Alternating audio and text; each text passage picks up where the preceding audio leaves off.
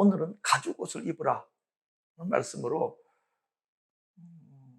3장 20절에서 21절의 말씀을 그렇게 좀 살펴보려고 합니다. 우리가 다 같이 한번 읽어봤으면 좋을 것 같습니다. 시작. 아담이 그의 아내의 이름을 하와라 불렀으니 그는 모든 산자의 어머니가 되미라. 여호와 하나님이 아담과 그의 아내를 위하여 가죽옷을 지어 입히시니라. 아멘.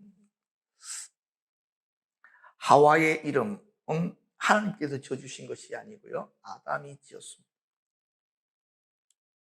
자, 그런데요, 여러분 한번 보십시다. 아담이 에덴 동산에 쫓겨나기 직전에 하와의 이름을 짓습니다. 왜 그랬을까요? 이유가 있어서 그렇습니다. 그것은요, 하와가 타락한 세상에서 유일한 희망이 되기 때문이다. 그것을 갖다 아담이 알은 것입니다. 하와의 뜻은 생명이라는 의미이고요, 이 하와는 교회를 상징합니다. 죄로 말미암아 타락된 세상에서 하나님의 생명이 유일하게 출산되는 곳이 교회다. 그렇기 때문에 아담이 하와가 산자의 의미가 될 것이다 라고 이야기한 것입니다. 에베소서 5장 31절에 보면 그러므로 사람이 부모를 떠나 그 아내와 합하여 그들이 한 육체가 될지니 이 비밀이 크도다. 나는 그리스도와 교회에 대하여 말하노라. 그리스도와 교회에 대한 비밀, 이것이 남자와 여자, 그러니까 아담과 하와의 관계 속에서 이미 숨겨져서 드러났고 예수님을 통해서 그것이 완전히 더 드러났다, 이렇게 설명을 하고 있습니다. 그리스도가 신랑이고 교회는 신부입니다. 이 연합을 통해서 생명이 출산이 된다. 그러니까 교회가 신부인데 이 신부가 자기의 힘으로는 영적 출산이 안 일어난다. 주님이 임재가 나타나야, 주님께서 역사하셔야 교회가 비로소, 그렇죠, 영적인 일들을 드러낼 수 있다, 이것입니다. 그런데 지금의 교회들의 문제점이 뭐냐니까요, 스스로의 힘으로 무언가를 해보려고 노력하더라고요. 이 부분이 얼마나 잘못되어져 있는지는 계속해서 우리들이 말씀을 통해서 다루도록 하겠습니다. 자, 그런데 말입니다, 여기 보니까 이 하와가 산자의 어머니가 된다는 이 말씀을 가지고 잘 써먹는 이단들이 있더라는 것입니다. 어디겠습니까? 하나님의 교회입니다. 요즘 하나님의 교회 가면은 어떤 하나님이 있습니까? 아버지 하나님이 돌아가셨어요. 국수 먹다가 목에 걸려가지고. 그래서 어머니 하나님이 그때부터 등장을 해가지고 내가 어머니 하나님이다, 이렇게 말하기 시작했다는 것입니다. 참 재밌습니다. 그들의 이론을 보면요, 창세기에 아담과 하와가 있었잖아요. 근데 이 하와가 어떤 존재입니까? 산자의 의미잖아. 근데 이 마지막 시대에 마지막 아담이 등장을 한다는 거야. 근데 우리가 알고 있는 마지막 아담은 예수님밖에 없어. 그런데 걔들은 어떻게 하느냐니까, 이 마지막 아담이라는 단어가 쓰여진 그것이 미래형으로 쓰여져 있기 때문에 예수님께 대한 것이 아니고 종말의 날에 나타나실 마지막 아담을 이야기하는 것이다.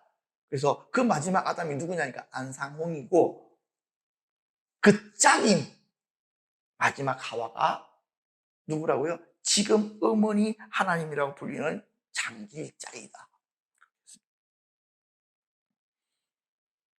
그래서 그들은요, 아담을 생명이라고 하지 않고 하와를 생명이라고 하는 것은 생명을 출산시키는 일은 어머니만 할 수 있지 않느냐. 그래서 영적 출산, 영적 구원도 어머니 하나님만 할 수 있다, 이 표자기는 설명합니다. 그러니까 아무것도 모르는 사람들은 그런가 보다 하고 따라가는 거예요. 그래서 저는요, 이 하나님의 교회 사람들에게 이렇게 말하고 싶어요. 야, 장길자가 하나님의 어머니가 맞냐? 어머니 하나님이 맞아? 맞습니다. 그러면 천주교에 있는 마리아하고는 족보가 어떻게 돼?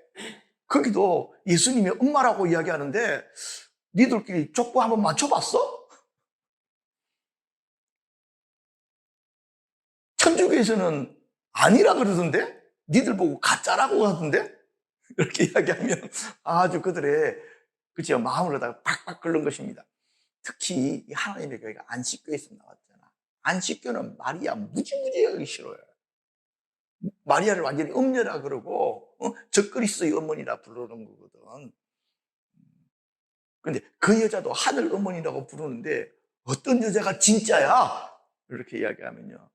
아, 그들은 속타기 시작하는 것입니다. 자, 그런데 이제 2절로 좀 넘어가서 보십시오. 이거는 벌써 파해놨구나. 내가.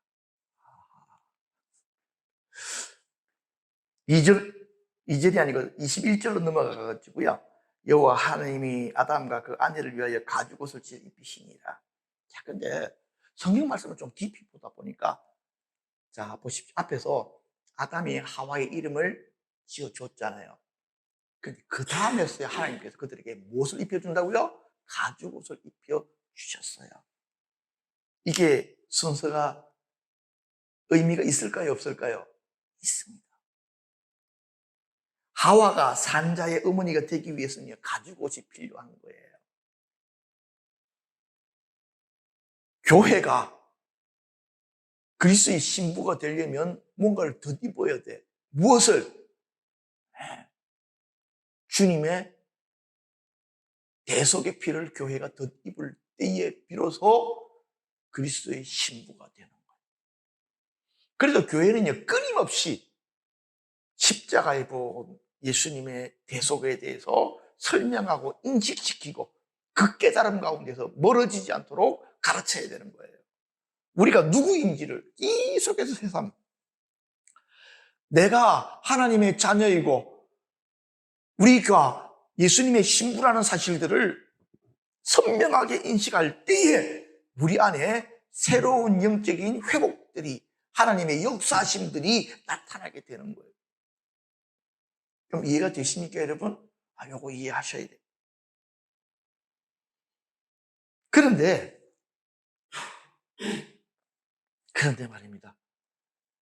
아담과 하와가 하나님께서 가죽옷을 입혀주시기 전에 입고 있었던 옷이 있습니다. 그것이 바로 무엇입니까? 무화과 나무 옷입니다.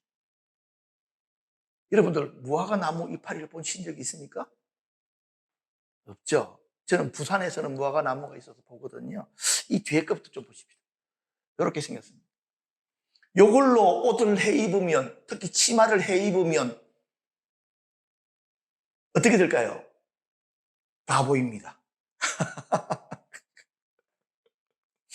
이거는 옷이 아닙니다. 자기들 딴에는 가렸다고 입지만 바보입니다. 만약에 그들이 제대로 나뭇잎이라도 옷을 해 입으려면요, 바나나 잎이나 옥수수 잎 같은 걸로 이렇게 조직적으로 이렇게 착착 이렇게 입었어야지 되는데요. 얘들은 급하게 옷을 해 입었는데 다 보이는 옷이라. 여자들이 입는 옷들 중에 시스루라고 하는 옷이 있잖아요. 원래는 이게 안에다 받쳐 입는 건데 슈퍼우먼 병에 걸린 여자들, 슈퍼우먼이 팬티를 밖에다가 걸쳐 입잖아요. 이 병에 걸린 애들이 이제 이것을 갖다가 마치 겉옷인 줄 알고 입고 놓은 애들이 있어요. 근데 제가 앞만 봐도요, 다 보입니다. 걔들은 다 가렸다 그러는데 제 눈에는 이상하게 다 보이더라고요. 그래서 저거는 보여주려고 저러는 것이지 가리는 것이 아니다, 이런 생각이 들었어요. 이 나뭇잎은요, 아담과 하와가 스스로를 위해서 만든 옷입니다. 그런데 여러분, 나뭇잎 옷을 입고 아담과 하와가 이제 에덴 동산을 다닙니다. 자기들 딴에는. 입고 다니다 보면 어떤 일이 벌어지냐니까요. 이 나뭇잎이 마르기 시작하면 둘둘 말려서 올라오는 거예요. 보일까요? 안 보일까요? 다 보입니다.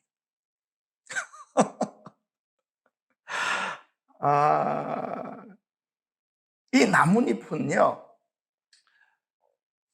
인간이 자기 자신을 가리기 위해서 입는 옷입니다. 영적인 상징이 아주 강력하게 여기에 결부가 되어져 있는데요. 종교적인 옷이고요, 도덕적인 옷이고요, 지식의 옷입니다. 자기들은 이것을 입으면 부끄러움을 당치 않을 것이라고 생각합니다. 자기 자신을 가려줄 것이라고 생각을 합니다. 그런데 하나님 보실 때는 그렇습니다. 다 보인다. 다 보인다니까요. 니들이 입은 옷으로서는 절대로 너희들의 죄악들을 가릴 수가 없다. 아담과 하와가 스스로 만든 옷은 죄를 가리고 죄를 숨기려고 입는 옷이잖아. 그런데 하나도 안 가려진다는 거예요. 이것을 깨닫는 자는 복이 있을진저. 그래서 이 가죽옷은요, 누가 만들어주신 것입니까? 하나님께서 만들어주신 거예요. 그런데 이 가죽옷을 만들기 위해서는 뭐가 필요하다고요? 재물이 필요한 거예요. 재물이 죽어야 되는 거예요. 거기서부터 나온 것으로 입혀주신 것입니다. 자, 그러니까요, 참 창세기는 엄청난 영적인 상징이 가려져 있잖아. 어린 양이신 예수 그리스도의 거룩한 옷을 벗겨가지고 우리를 입혀주신 거고요. 우리가 입어야 되는 것은 바로 그거거든. 그렇기 때문에 하나님께서는 너희들이 행위로 말미암는 의는 진짜 의가 아니다. 그 의는 더러운 의다. 너희들이 입어야 되는 믿음으로 말미암아 입어야 되는 옷이 있다. 그것이 바로 뭐라고요? 예수 그리스도의 대속으로 말미암는 그 믿음. 그것 때문에 내가 어려워진다는 그 믿음. 그것이 너희들을 정말 어렵게 한다. 그 옷을 입어라. 지금 그렇게 말씀하고 있는 거거든. 그래서 베드로전서 1장 18절과 19절에 보면 너희가 알거니와 너희 조상의 유전한 망령된 행실에서 구속된 것은 은이나 금같이 없어질 것으로 한 것이 아니요 오직 흠없고 점없는 어린 양 같은 그리스도의 보배로운 피로 한 것이라. 그런데 여러분 이거 생각해 보셨어요? 예수님께서 십자가에 죽으셨을 때 왜 벗은 몸으로 죽으셨을까요? 사실은요, 우리가 어떤 그림을 보면 그 부끄러운 부분에다가 이렇게 수건을 둘렀지만 그것은요, 그냥 그것을 그리기가 그래서 그렇지 실제로는 완전 나침입니다. 왜 그렇게 됐습니까? 아담이 저지른 수치와 부끄러움을 주님께서 친히 담당하시기 위한 것이요. 예수님께서 수치를 받으심으로 우리는 의로움을 얻게 되어졌습니다. 예수님께서 매를 맞음으로 우리가 나음을 얻게 되어졌습니다. 예수님께서 돌아가심으로 말미암아 우리가 구원을 얻게 되어졌습니다. 이것이 복음의 핵심입니다. 우리가 예수를 믿는 이유입니다. 정신 건강을 위해서 예수를 믿는 것이 아니고요, 구원을 받기 위해서 예수를 믿는 것입니다. 이것이 이해가 안 되어지고 이것이 선명하게 분별이 안 되어지면 그 사람은 신앙생활을 하는 것이 아니다. 그래서 가죽옷은 대속의 옷, 거룩의 옷을 상징합니다. 자, 그래가지고요, 결국에는요, 나뭇잎 옷을 벗고 가죽옷을 입어야 됩니다. 에베소서 4장 22절에서 24절 말씀을 이렇게 보니까 지금 본문하고 너무나도 이빨이 딱 맞는 거예요. 너희는 유혹의 욕심을 따라 썩어져가는 구습을 쫓는 옛사람을 벗어버리고, 창세기식으로 이야기하면 무화과 나무 잎으로 만든 옷을 벗어버리고 오직 심령으로 새롭게 되어 하나님을 따라 의와 진리의 거룩함으로 지으심을 받은 새 사람을 입어라. 가죽옷을 입어라. 이렇게 번역을 할 수가 있습니다. 그런데 에베소서에서 말하는, 여기서 말하는 이 옛사람은 누구고 이 새 사람은 누굴까요? 그것은요, 바로 여기 보니까 아주 정확하게 나옵니다. 뭐야 이거? 이건 아닌데? 야, 여기 나오는 거야. 옛사람과 새사람은 누구를 뜻하느냐니까요. 옛사람은 누구입니까? 아담. 그럼 새사람은 누구입니까? 예수님이십니다. 이거는요, 옛 속성, 아담의 속성을 벗어버리고 예수님의 속성을 입어라. 그런데 이 일들을 우리들이 매일매일 행해 나가는 일들을 보고 뭐라고 보냐면 성화의 과정을 겪는다. 육체의 본성을 벗어버리고 영의 본성을 입어 나가라. 그래서 그 시작점이 어디냐? 가죽 옷을 입는 것부터 시작합니다. 그 가죽 옷을 어떻게 입는 거예요? 예수님께서 하나님의 어린 양으로 오셔서 우리를 위해서 대속하셨다는 바로 그것을 믿는 그 믿음, 그것이 우리에게 영적인 옷이라는 거예요. 그것을 입고 그 다음부터는 계속해서 우리들 안에 남아있는 옛 속성들을 벗어버리고 영의 속성들을 계속 입어나가야 돼요. 이거 입어나가기 위해서 두 가지가 필요한데요. 이거는 옛사람.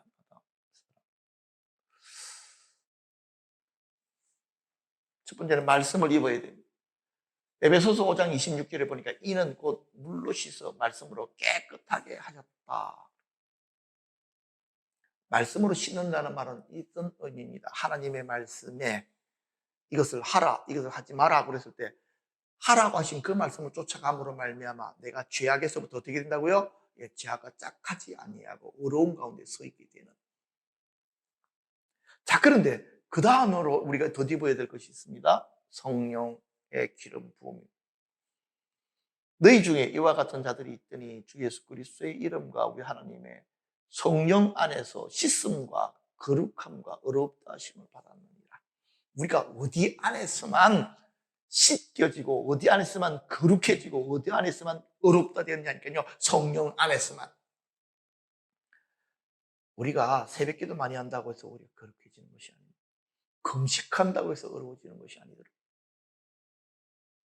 성령님 안에서만 우리는 씻김을 받습니다. 성령님 안에서만 우리는 어려움을 회복합니다. 성령님 안에서만 우리는 거룩해집니다.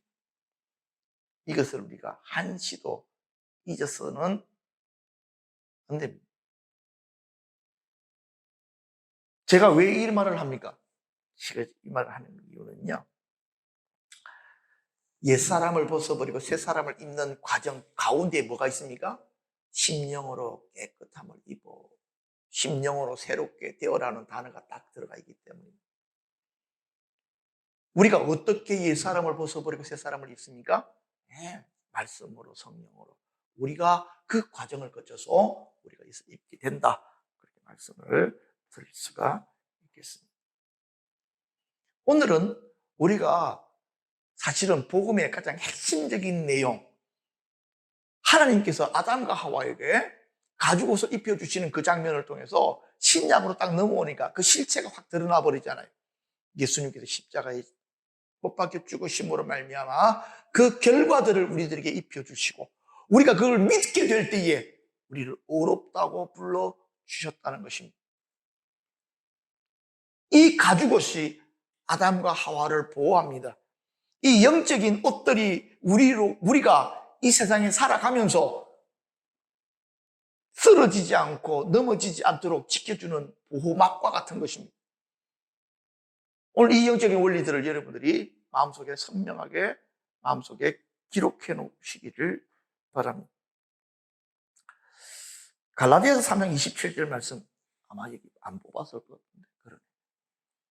누구든지 그리스도와 합하기 위하여 세례를 받은 자는 그리스도로 옷 입었느니라 그렇게 말씀하고 있습니다.